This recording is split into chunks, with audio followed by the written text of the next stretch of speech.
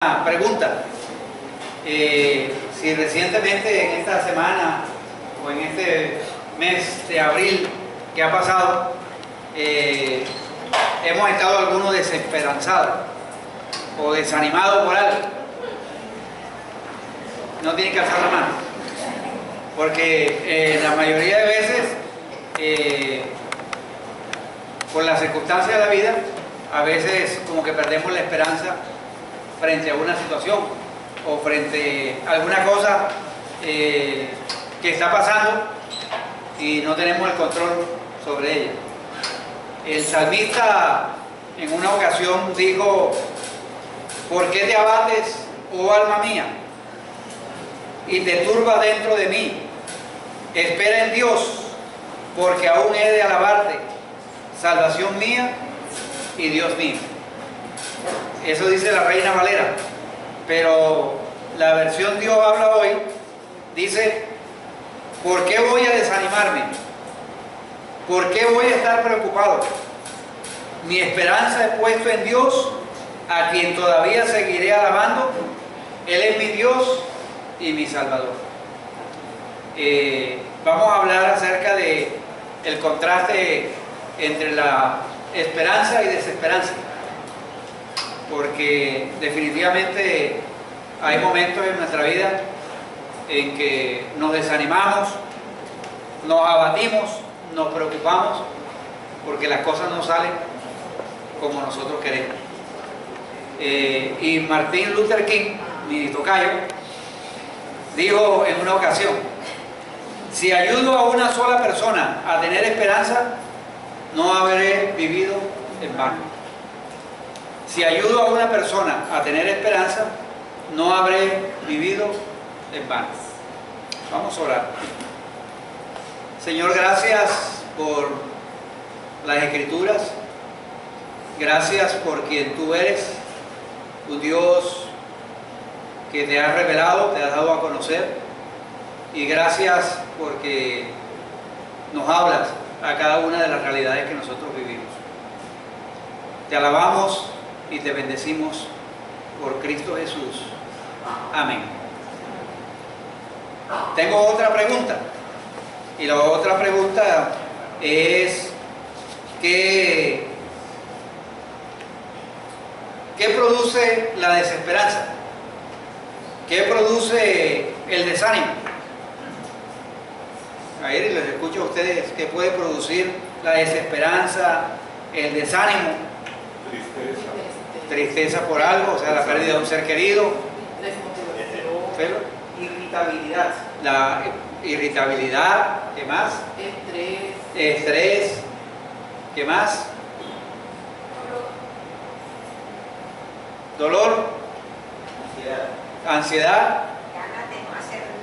Ganas de no hacer nada. ¿Qué más? Frustración. ¿Sí? O sea, a veces hay un no querer nada, desilusión, falta de confianza, temor, incertidumbre. Ya no hay espíritu de lucha, no hay motivación, no hay energía para combatir. Irritación también, personas que por nada. Exactamente, se estallan, o sea, exactamente, le disparan al que no tiene nada que ver con la situación que él está viviendo. Entonces, esa es una realidad en la cual hay personas desesperanzadas, y eso no excluye a los cristianos. No es una condición que podemos decir: no, los desesperanzados son las personas que no conocen a Dios o no tienen una relación con Dios, sino que de una manera u otra también puede influirnos a nosotros. Cuando uno ve, por ejemplo, la falta de empleo, cuando uno ve la violencia, cuando uno ve la corrupción que se van destapando día tras día aquí en Colombia, a uno como que pierde la esperanza de cómo va a ser este país en el futuro. Que algunos negocian, por ejemplo, que está la guerrilla del ELN negociando por en medio del fuego, en medio del secuestro, en medio de la voladura de oleoductos, inseguridad por todos lados, injusticia, y eso puede producir en muchos de nosotros la desesperanza. Los que han tenido la oportunidad de, por ejemplo, ir a... yo he estado en unas terapias para una bursitis, y mientras uno está esperando allá que entre uno a los cubículos donde va a hacer las terapias, hay una cantidad de pacientes que estamos ahí, y los comentarios que se escuchan allí en ese pasillo, o sea, mucho es, hay una pantalla de televisión donde está pasando el noticiero y empiezan a hacer comentarios acerca de las noticias, y sale toda la frustración de parte de los que están allí, la desesperanza, el desánimo, por ejemplo, cuando se escuchan estos días sobre la violación de una niña, todo eso, o sea, la muerte de esa niña, o sea, todo eso, todos los comentarios muestran todo el grado de desesperanza en que tenemos.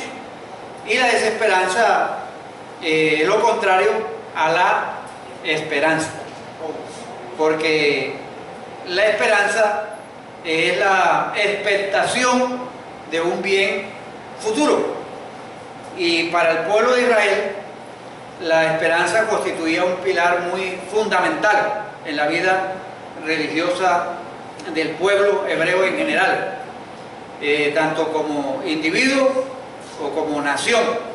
Ellos encontraban un fuerte asidero o confianza en lo que Dios había dicho, y cuando ellos veían que lo que Dios había dicho no se estaba cumpliendo, entraban en un momento de desesperanza. Pero también tenía ese pueblo otra característica, que era que habían unos vendedores de falsas esperanzas, y le anunciaban al pueblo esperanzas vanas que no eran realmente lo que Dios había dicho. Eso causaba frustración. Vez tras vez uno ve el pueblo de Israel perdiendo la esperanza y desanimándose o sea, se enfocaban en las circunstancias, y veían todo negativo. Entonces que se quejaban por el agua, que se quejaban porque no había, que todos los días era puro pan, puro maná. Se estaban quejando que Moisés se demoraba mucho allá en el monte, y era un pueblo que constantemente estaba, que perdía fácilmente la esperanza en las promesas que Dios había hecho. Y hay una novela que la han llevado al cine también, y es interesante si algún día ustedes tienen la oportunidad. Se llama La historia interminable, o La historia sin fin, de un autor alemán, Michael, que no doy para pronunciar el apellido, se lo debo, y él en esa historia presenta algo muy interesante, y presenta la historia, es como ese tipo de historias así del Señor de los Anillos, donde tratan de presentar a través de una historia de esa época, y parece como algo muy fantástico, pero que tiene un mensaje. Y en esa historia aparece un niño, básicamente, que entra a un armario, encuentra un libro que supuestamente es prohibido leer. Él empieza a leer ese libro y encuentra que hay una reina, la reina emperatriz, que está enferma y necesita, la gente, los súbditos quieren que ella sea sanada, y alguien allí sale en búsqueda de ese antídoto, supuestamente para la sanidad de emperatriz, y va a un mundo, pero primero hay una plaga que se llama la nada, y hay un lobo que simboliza el mal, y las autoridades comisionan a una persona, a un niño, para ir en busca de la solución, y la solución consiste como darle un nombre nuevo a la reina, y el niño debe encontrar ese nombre, y ese nombre es el antídoto para poder sanar a la reina emperatriz. Entonces ahí se entabla una lucha entre el niño en búsqueda de ese nombre y el lobo. Y en medio de los diálogos le pregunta, ¿por qué tú te opones tanto, lobo, a lo que yo estoy haciendo de buscar el nombre para la reina emperatriz? Y el lobo responde, es que yo soy súbdito de la nada. Y el niño le pregunta, ¿pero qué te lleva a destruir todo? Y entonces el lobo le dice lo siguiente, es que en este pueblo, en este continente, el hombre ya no tiene esperanza. Y un pueblo sin esperanza es un pueblo manipulable. O sea, cuando ese pueblo perdió la esperanza, ya se deja llevar por cualquier cosa. Esa historia, que es para niños, o sea, fue creada originalmente para los niños,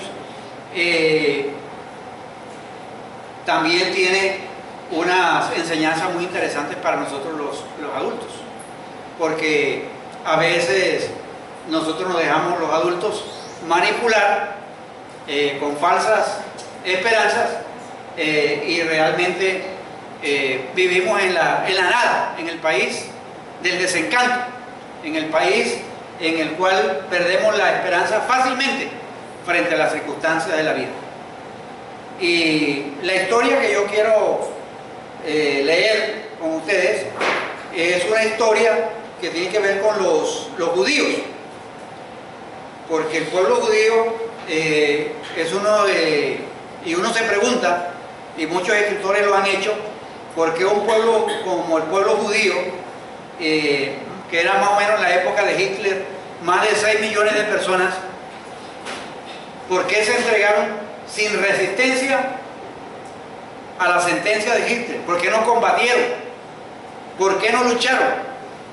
Aunque hubo en Austria un pequeño grupo de judíos que sí se enfrentó al régimen nazi, pero sin embargo dicen los escritores que en términos generales no ofrecieron resistencia. Y quizás la respuesta a eso era que no esperaban nada, no tenían esperanza alguna de triunfo. Dijeron, este pueblo es muy fuerte, muy difícil, o sea, ¿para qué luchar? Y a veces ha sucedido en la historia del pueblo de Israel. Cuando uno trata de buscar y no encuentra el significado de la vida, de las cosas, hay un señor que se llama el doctor Víctor Frank, que es el fundador de una escuela de psicología que se llama la logoterapia.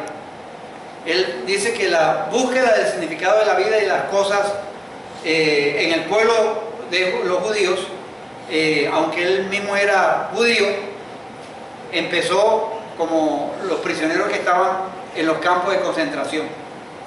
Y muchos de ellos no resistían la experiencia. Otros morían sin resistir, otros se suicidaban porque no tenían mucha esperanza de que iban a salir vivos de allí. O sea, cuando ese pueblo empezó a perder la esperanza, empezó a bajar la guardia, empezó a no tener esperanza de lo que las esposas que habían dejado, de los hijos, sino que dijeron, ya esto es una sentencia de muerte. Entonces, cuando hay esperanza, hay posibilidad de lucha. Cuando no la hay, entonces no hay ni la motivación ni la energía para combatir. Y eso pasa, Juan estaba ilustrando muy bien, en el deporte, en el fútbol. En el fútbol, cuando un equipo juega, pero ya antes de saltar al terreno de juego ya piensa que todo está perdido, o sea, que no, entonces no vale la pena luchar, no vale la pena poner la energía, pero hay otros equipos que, aunque se sienten disminuidos, y ustedes se acuerdan, el 11 de octubre del 2013, un partido entre Colombia y Chile, o sea, Colombia iba perdiendo, comenzando el segundo tiempo 3-0, acero. Yo me paré mal hincha.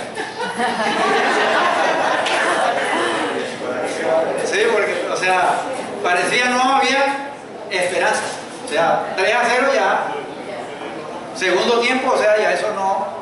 O sea, entonces vino el gol de Teófilo, los 2 goles de penalti de Falcao, se empató y se clasificó al Mundial de Brasil. Pero suele suceder así, o sea, cuando uno ve que las cosas están muy difíciles, o cobra energía y esperanza y sale adelante, o la situación es tan difícil que no vale la pena luchar.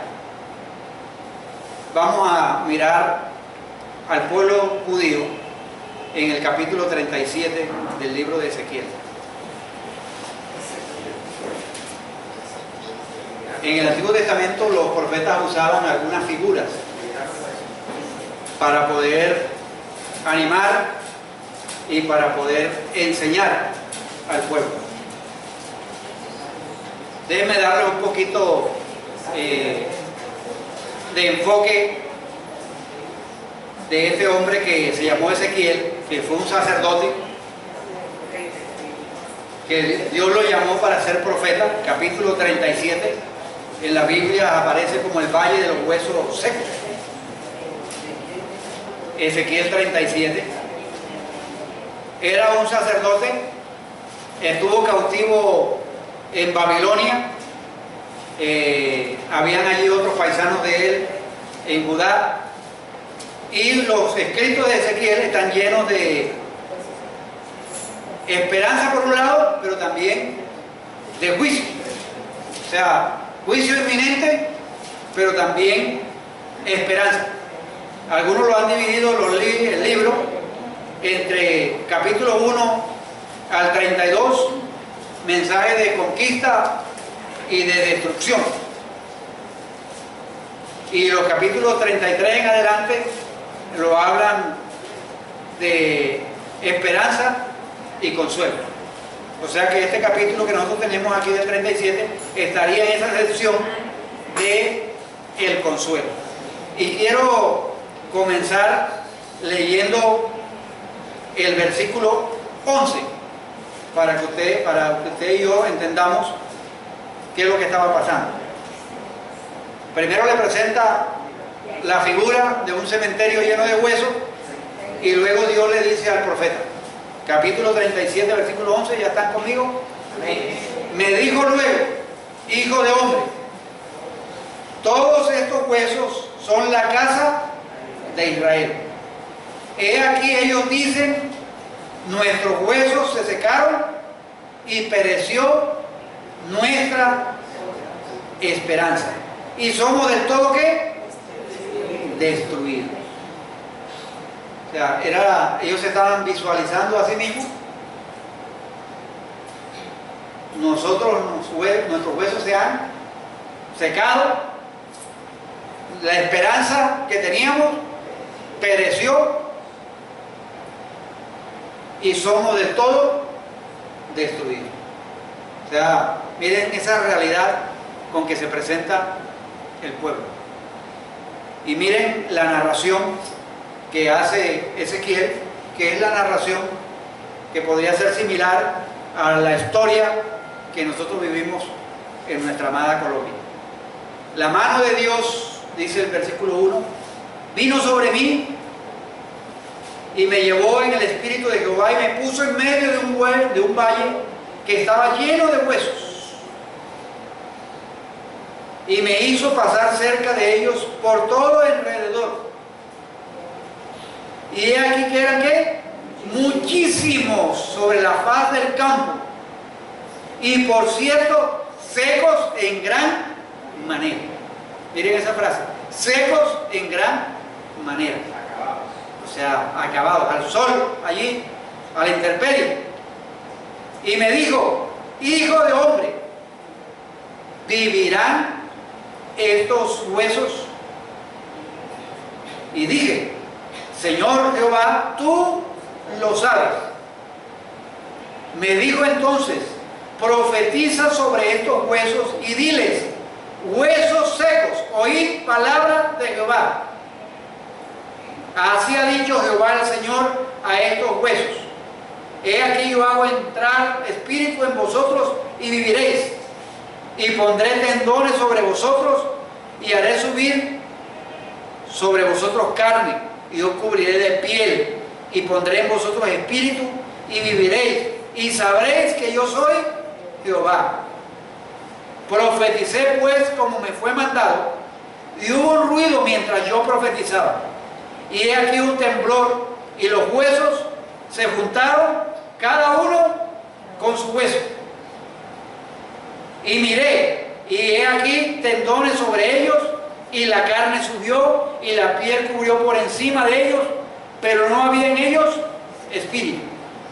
Me dijo, profetiza al espíritu, profetiza, hijo de hombre, y di al espíritu, así ha dicho Jehová el Señor, espíritu, ven de los cuatro vientos, y sopla sobre estos muertos, y vivirán. Y profeticé como me había mandado, y entró espíritu en ellos, y vivieron, y estuvieron sobre sus pies un ejército grande en extremo. Un valle de huesos secos se convierte en un ejército grande en extremo. Esa historia que nos narra Ezequiel, cuando uno empieza a leerla, es un escenario devastador. Es un pueblo rendido, un pueblo totalmente derrotado. Por eso ellos mismos se describen sin esperanza. Están expuestos a la destrucción total. Porque es que sin la esperanza nada se construye. Cuando no hay esperanza, no hay continuidad en la experiencia histórica. Cuando usted vive en esta tierra sin esperanza, usted vive en la nada. O el pensamiento que algunos tienen. O sea, come y bebe, que mañana moriremos. O sea, se enfoca y se centra en la realidad del presente y no en que hay una esperanza, en que hay una continuidad en la experiencia histórica. Los hombres de Israel en ese momento, prácticamente por su pecado, no estaban confiando en la promesa de Dios de que Dios les iba a dar una tierra, esa tierra que Dios había prometido a Abraham. Recuerden que este pueblo de Israel, a través de la historia, a veces ha quedado prácticamente borrado, pero se levanta otra vez como de entre las cenizas. Era un pueblo que quedó sin nación geográfica, sin territorio. Y recuerdan que ustedes que en 1948 se volvió otra vez a formar como nación de Israel. Y ustedes ven cómo a través de la historia ha habido toda una intención de destruir al pueblo de Israel. Pero es que se han olvidado de que Dios es Dios. Y fue Dios el que llamó a ese pueblo y fue Dios el que le hizo promesas a ese pueblo. Las circunstancias que han tenido que enfrentar han sido circunstancias muy difíciles. La circunstancia con Hitler, la circunstancia aquí bajo el imperio babilónico, o sea, donde están en una situación difícil circunstancialmente, pero además de eso, ellos mismos se conciben así como unos hombres y mujeres derrotados, completamente desesperanzados. Nuestra generación es una generación que muchas veces no piensa en el futuro y estamos como el niño ese buscando allá con la reina emperatriz un nombre en el país de la nada. Entonces necesitamos conocer a Dios. Este pueblo empezó a reconocer que Jehová era el Señor, el Rey de la tierra, y que Él le había hecho promesas a su pueblo. Y se necesita, en medio de las crisis y las dificultades, se necesita la intervención de Dios. Aquí uno ve que el hecho de que estos huesos vuelvan a la vida y se conviertan en un ejército no es obra de los huesos. No es por obra de los huesos, sino por obra de Dios en la vida de esos huesos. En los versículos 1 y 2, ustedes ven cómo el Espíritu Santo le muestra al profeta la condición y lo lleva a darle un paseo a ese valle. O sea, usted como profeta va allí y mira y ve que el cuadro es inservible. Usted va allí y ve que hay una realidad totalmente inútil. ¿Qué es lo que ves tú ahí, Ezequiel? Hueso seco. ¿Qué es lo que hay ahí? Hueso seco, o sea, no hay esperanza de vida. Y esa era la realidad que se veía allí. No había posibilidad de reparación. Y a veces nosotros pensamos que no, que fulano es el que tiene la solución, que el político, que esto, que el otro, que la ONG, que tal esto, son los que tienen la respuesta y la solución al problema del ser humano. No, la reparación y el poder hacer útiles a los hombres viene de Dios. Recuerden que la Escritura nos dice en el libro de Efesios que la característica nuestra antes de conocer a Cristo era que éramos un pueblo sin esperanzas, sin Dios. Pero al llegar a conocer a Dios, Dios nos da una esperanza. Y esa esperanza es la que nos mueve. Por eso no es la política, no es los países amigos, sino es Dios el que interviene allí. O sea, hay una pregunta que le hace Dios a este profeta: hijo de hombre, cuéntame, ¿vivirán estos huesos? ¿Qué hubiera respondido usted al estar allí en un cementerio? O sea, ¿qué respondió el profeta? ¿Qué dijo el profeta? Señor, tú lo sabes. Yo hubiera podido decir, no, Señor, eso es un hueso seco, eso sirve para venderlo. Lo único que puede producir esos huesos secos es pues compran el hueso para hacer botones, para hacer cosas allá.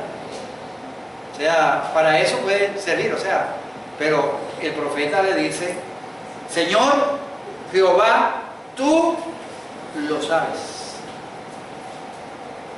En otras palabras, el Señor le está diciendo, Señor, hasta donde yo entiendo, la vida depende de ti. Tú eres el Señor Todopoderoso. Y miren que usa Señor Jehová. Tú eres el creador. Tú eres el autor de la vida. Solo tú das vida. Cuando hablamos de vida, la respuesta, Señor, está en tus manos. Entonces, parte del examen lo contestó bien. O sea, Ezequiel respondió bien, Señor, tú, Jehová, lo sabes. Pero lo que no esperaba era Ezequiel que Dios le dijera, bueno, si yo soy el que tengo la última palabra, si yo soy el que doy vida, entonces profetízale tú a esos huesos secos y diles. Entonces me dijo, profetiza, versículo 4, y dile, huesos secos, oíd palabra de Jehová. ¿Se puede imaginar usted al profeta hablándole? ¿Sabe cuánto pasaba alguien por ahí? ¿Está loco? O sea, hablándole a esos huesos secos. Oíd palabra de Jehová. Pero el profeta dice, no es lo que yo digo, sino así ha dicho el versículo 5, Jehová, el Señor, a estos huesos. he aquí yo hago entrar espíritu en vosotros y viviréis. Ezequiel hubiera podido responder: yo, Señor, yo dije que la vida correspondía a ti, que tú eres el autor de la vida, pero Señor, a mí esos huesos no me van a oír. Esos huesos están ya listos. O cuando a veces nosotros pensamos que las personas, cuando Dios nos dice: mira, ve y predícale a estas personas que están muertos y delitos y pecados, ¿qué decimos nosotros? No, es que no me van a escuchar, es que están tan ocupados en sus asuntos que no tienen tiempo para escuchar la palabra de Dios. Es que esos muertos en cierto sentido también puede ser una explicación y una aplicación a la realidad que nosotros éramos antes. Nosotros estábamos muertos en delitos y pecados. Muertos, y así lo describe la Biblia: muertos, muertos que caminan, muertos que hablan, muertos que tienen familia, pero están muertos espiritualmente. Y a través de la proclamación del Evangelio, nosotros escuchamos esa palabra y nos dio vida. Y vida en abundancia. Por eso, otro pudiera haber dicho: Señor, no vale la pena hablarles. Están totalmente muertos. ¿No te das cuenta, Señor? Están muertos. Están ciegos, están sordos. Seguro que no me van a escuchar. Hay tantos estudios, hay tantos trabajos. La gente no tiene deseo de agregar otra cosa en sus vidas. Están totalmente cerrados a Dios, así que ¿para qué hablarles? El profeta no hizo eso, gracias a Dios. El profeta decidió obedecer. Y le dijo a esos huesos: huesos, el Señor ha dicho que va a hacer entrar espíritu en vosotros y ustedes van a vivir. O sea, un hombre que obedece a Dios aunque el panorama sea devastador. El cristiano, nosotros los cristianos tenemos la esperanza para este mundo. Por eso la necesidad de ir y comunicar la palabra de Dios, compartir la esperanza. Ahora, si nosotros no enseñamos acerca de la esperanza que hay en nosotros, la esperanza que Dios da, ahí sí realmente estamos en bancarrota. Y podemos llegar a la conclusión que el versículo 11, bueno, nuestra esperanza ya pereció. Estoy totalmente derrotado. Pero gracias a Dios que Ezequiel tuvo la oportunidad de ver una de las características del Espíritu Santo. Y una de las características del Espíritu Santo es que nos ayuda a obedecer a Dios. O sea, Dios ha hecho provisiones en nuestra vida. Una es la provisión de la muerte de Jesucristo para el perdón de nuestros pecados, y también al Espíritu Santo para que nosotros obedezcamos a Dios. El Espíritu Santo está en nosotros, nos ayuda a obedecer a Dios frente a demandas tan incomprensibles. Esta demanda que Dios le está pidiendo a Ezequiel es una demanda incomprensible, pero es el profeta quien ayuda a Ezequiel a obedecer. Y miren lo que pasa en los versículos 7 al 10. Profeticé pues como me fue mandado, y mientras yo predicaba o profetizaba, dice Ezequiel, hubo un ruido y hubo aquí un temblor.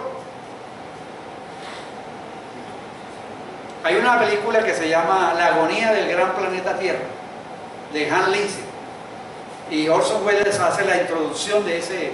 Es una película que habla de los eventos futuros, y él comienza esa película con esa con Ezequiel allá en el hueso, en el valle de los huesos secos. Y ahí en la película muestran cómo la tierra está temblando. O sea, eso tiene que ser algo tan espectacular, que donde hay muerte, sequedad, empieza allí a moverse la tierra, ruido, temblor, y los huesos empiezan a buscar cada quien su compañero, cada hueso con su hueso, a armarse.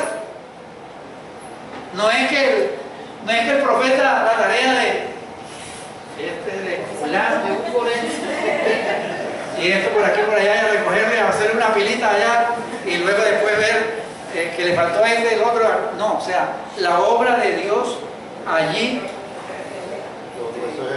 exactamente, los huesos escucharon, empiezan a escucharse, a juntarse, pero no solamente es hueso con hueso, sino que vienen los tendones, la carne, la piel, y faltaba algo. Estaban armados ya los cuerpos, pero le faltaba la vida que proviene de Dios. Y me dijo: profetiza al espíritu, profetiza, hijo de hombre, y di al hombre: así ha dicho Jehová el Señor, espíritu, ven de los cuatro vientos y sopla sobre estos muertos y vivirán. Y profeticé como me había mandado, y entró espíritu en ellos, y vivieron, y anduvieron sobre sus pies. O sea, sería algo espectacular esa visión que tiene Ezequiel allí. Esos que eran unos huesos secos, ahora están armados con tendones, con carne, con piel, y están sobre sus pies.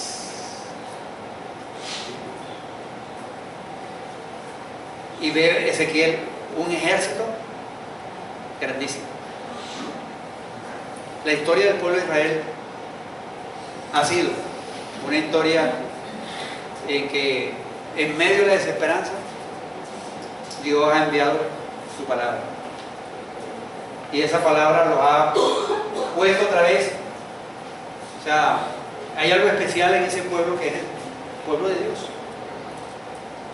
O sea, no es por ellos mismos.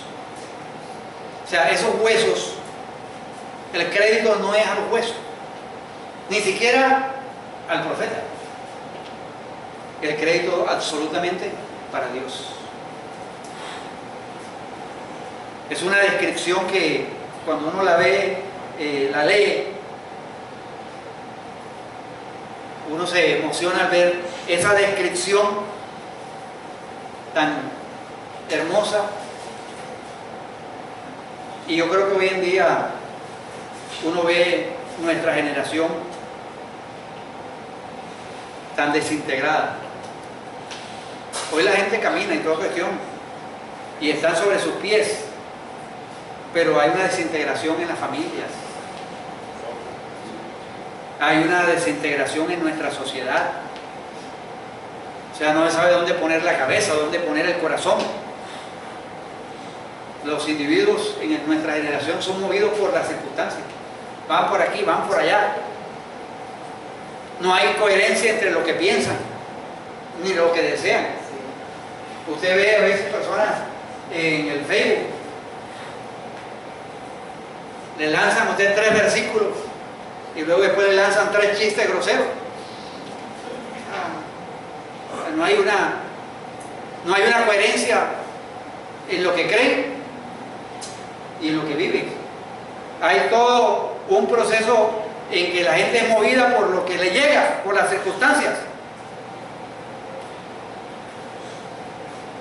Han perdido los deseos, o a veces se enfocan en esta vida pensando que el acumular, el tener es lo suficiente.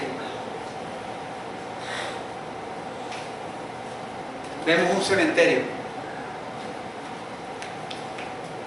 los que viven cerca del cementerio, que puedan, o sea, tener una experiencia de poder ver esa cantidad de gente saliendo Por aquí pues que más derecho. Ezequiel ve esta realidad. Ahora, déjenme ilustrar esto con la historia que ustedes seguramente se acuerdan, aunque ustedes no vivieron en esa época, en la época de Noé. Dios le dice a Noé: mira, Noé, yo voy a destruir la tierra, voy a enviar un diluvio, así que constrúyete un arca. Pero, Señor, si no hay mar, o sea, ¿cómo voy a construir un arca? Me van a llamar loco, esquizofrénico.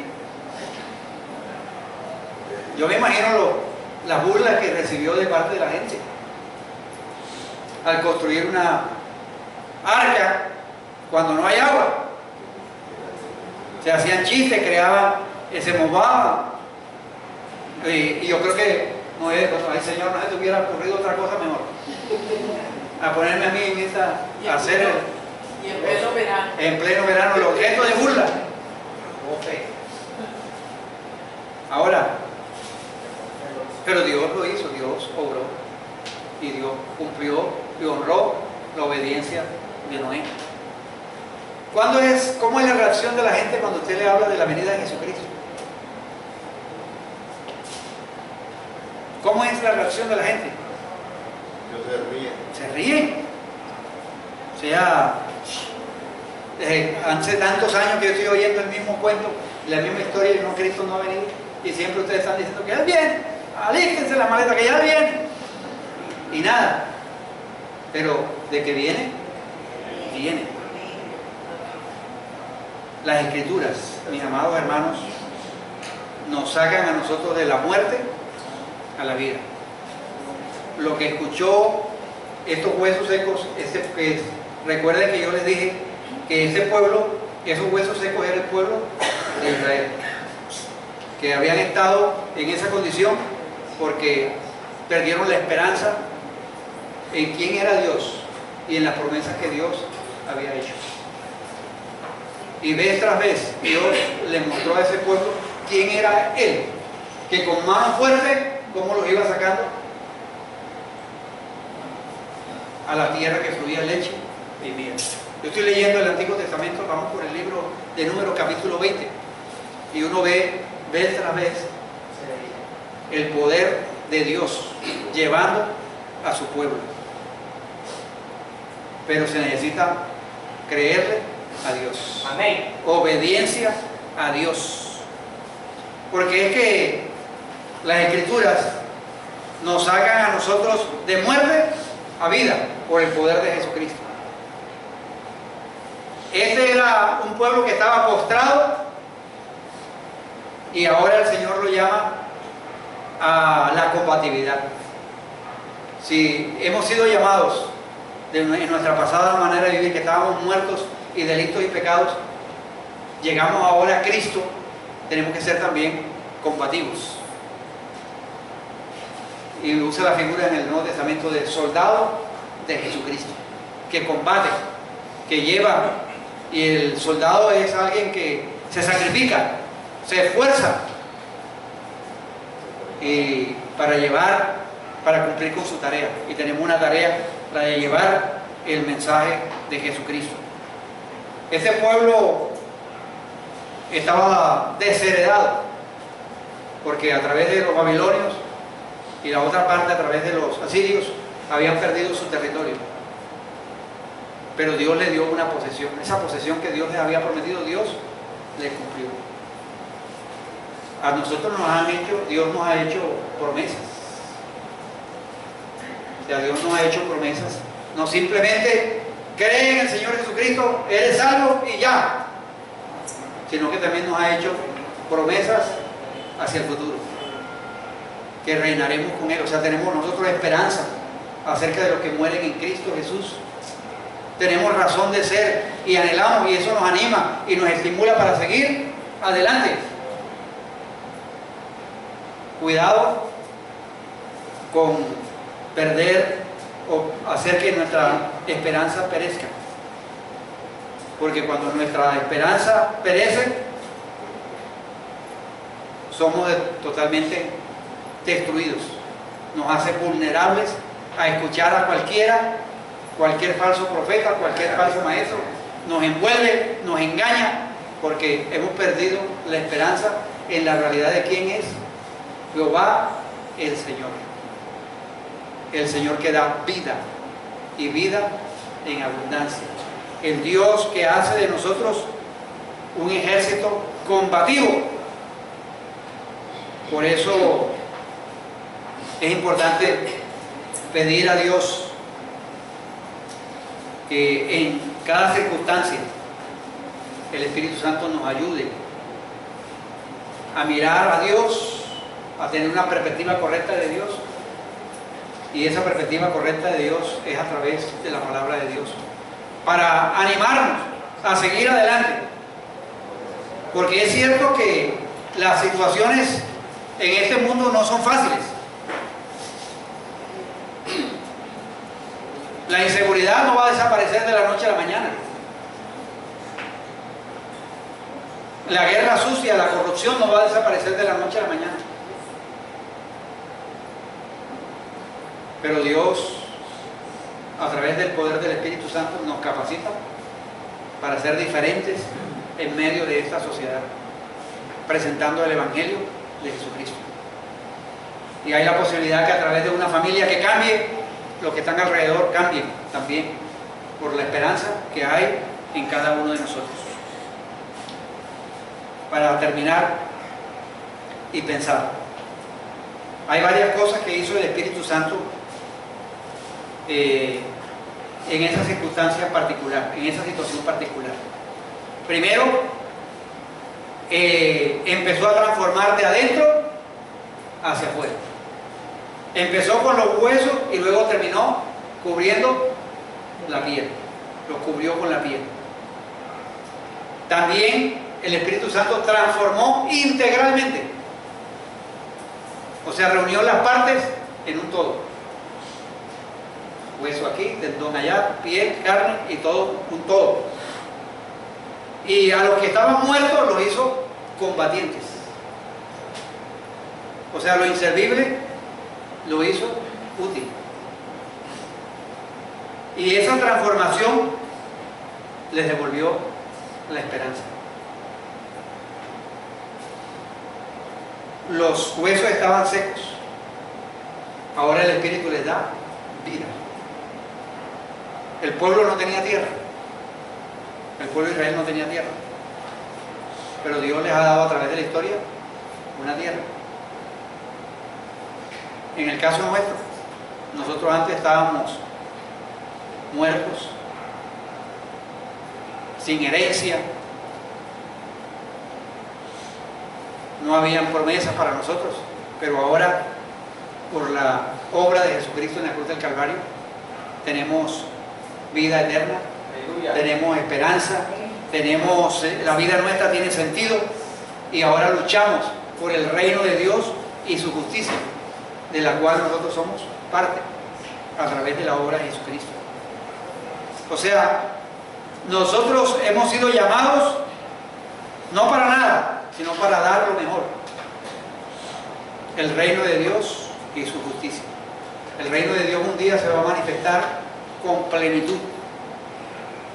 Por eso la transformación que Dios da es una realidad viviente en cada uno de nosotros. Yo me acuerdo cuando yo llegué a Cristo en el año 1977, o sea, de cómo Dios me transformó. No había nacido Carlos todavía, hace unos cuantos años. Dios me transformó, Dios hizo de mí una nueva criatura y me dio unos nuevos valores, me dio una nueva manera de actuar, de pensar y de vivir en la vida.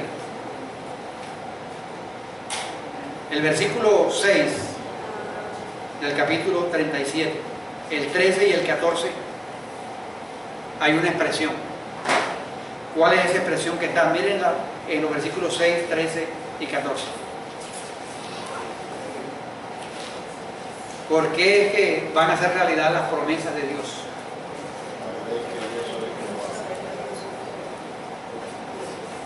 Hay una expresión, una frase, ¿verdad? Y sabréis que yo soy Jehová. Porque Jehová es un Dios que lo que promete cumple. Está en los versículos 6, está al final, y sabréis que yo soy Jehová. En el versículo 13 comienza, y sabréis que yo soy Jehová cuando abra vuestros sepulcros y os saque de vuestras sepulturas, pueblo mío. Y en el versículo 14, y pondré mi espíritu en vosotros y viviréis, y os haré reposar sobre vuestra tierra, y sabréis que yo Jehová hablé y lo hice, dice Jehová. Sabréis que yo soy Jehová, el Dios que donde hay muerte, Él da vida. Donde hay dolor, Él puede transformarlo y cambiarlo en gozo.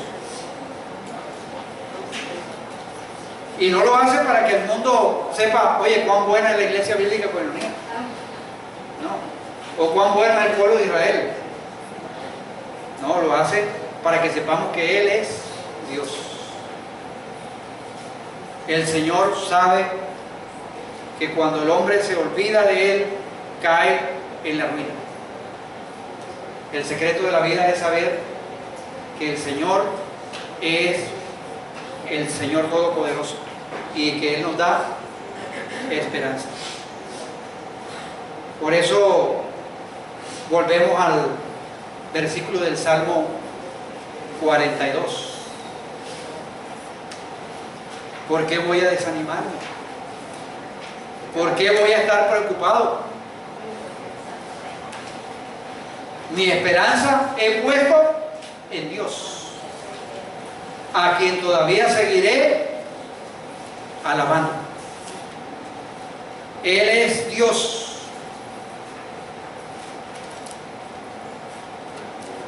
¿Recuerda la pregunta o la afirmación que hizo Martin Luther King? ¿En qué podía hacer él para ayudar? Mínimo. Entonces él lo llevó un poco más concreto. No simplemente el poder decir, si yo ayudo a una persona, una sola persona a tener esperanza, no habré vivido en vano. Sino que él lo llevó aún más allá. Él planteó la siguiente pregunta: ¿qué haré para ayudar mínimo a una persona a tener esperanza? Y la pregunta, o la afirmación también va para nosotros. ¿Qué podemos hacer nosotros como mínimo con una persona para ayudarla a tener esperanza y ayudarla a sentir que no está viviendo en vano, que la vida tiene propósito? Que podamos ayudar a una o dos personas. Si somos 50 aquí o 60 y usted ayuda a alguien a tener esperanza, ayuda a tener confianza en Dios, son 60 personas más que se van uniendo al ejército combativo de la iglesia del Señor Jesucristo. La Biblia habla en Corintios que hay tres cosas que son fundamentales, que son el amor, la fe y la esperanza. Son como tres pilares que deben sostener y animar a la iglesia: el amor, la fe y la esperanza. Que Dios nos ayude a no solamente tener fe y tener conceptos claros, sino que en la práctica poder ayudar a personas que pongan su esperanza en Dios. Y eso lo hacemos proclamando el Evangelio de Jesucristo. ¿Cuántas personas están a su alrededor? ¿Cuántas personas están a mi alrededor que necesitan de la esperanza, que necesitan de la vida? Que los vemos vivos, pero son unos zombies. No saben para dónde van, no saben qué quieren. O sí saben qué quieren, pero están enfocados solamente en el ahora, en el ya. ¿Qué hacer también para estimular a otros hermanos en la fe que por alguna circunstancia de la vida han decaído en su esperanza? Animarles a través de la palabra de Dios, y por eso es importante participar en los encuentros, los grupos familiares, porque es allí donde nos animamos, no dejando de congregarnos como algunos tienen por costumbre, sino más cuando veis que aquel día se acerca. Y el propósito de congregarnos es para podernos estimularnos al amor, a las buenas obras, estimularnos a cobrar esperanza de lo que Dios ha dicho en su palabra. Quiero terminar leyendo en el libro de Job. Ustedes conocen la historia de Job.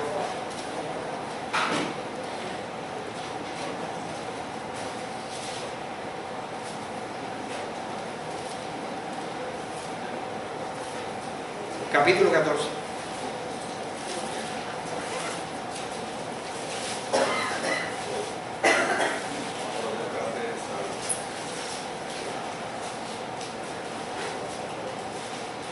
Pueden colocarse de pie, léanlo allí en silencio.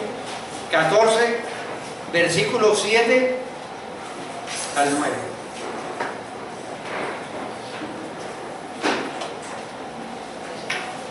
Ustedes conocen todo lo que pasó con la vida de Job.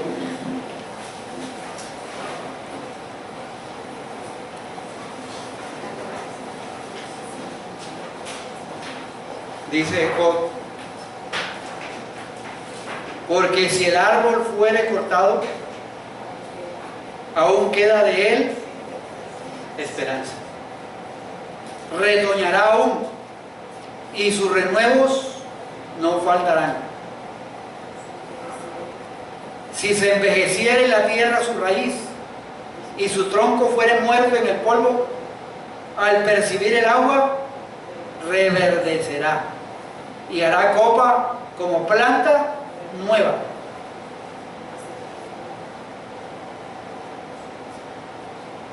Si eso pasa con la naturaleza,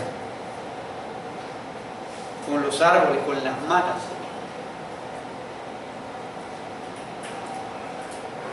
todavía cuánto más hará Dios con nosotros que somos sus hijos,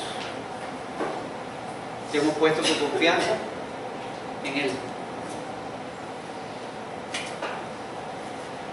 Dios es Dios, y Dios quiere que lo conozcamos tal como Él es. Y las promesas de Dios son promesas seguras, son ciertas. Por eso, al ver la realidad de ese valle, cómo Dios lo transformó por la obediencia de una persona. Dice Hebreos capítulo 6, versículo 18: para que por dos cosas inmutables, en las cuales es imposible que Dios mienta, tengamos un fortísimo consuelo los que hemos acudido para asirnos de la esperanza puesta delante de nosotros. Dios es imposible que mienta. Si Dios da vida, promete dar vida, la dará. Si Dios promete que de la pereza nos haga hombres y mujeres fieles, dispuestos para servir, Dios lo hará. Pero necesitamos tomar decisiones. Digámosle a Dios que queremos obedecerle. Démosle gracias a Dios porque Él es especialista en dar vida. Agradézcale la vida espiritual que usted tiene. Agradézcale las promesas que le ha dado.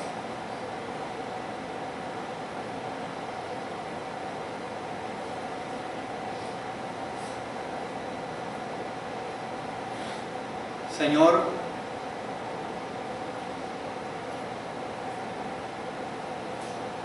Gracias porque tú nos das seguridad.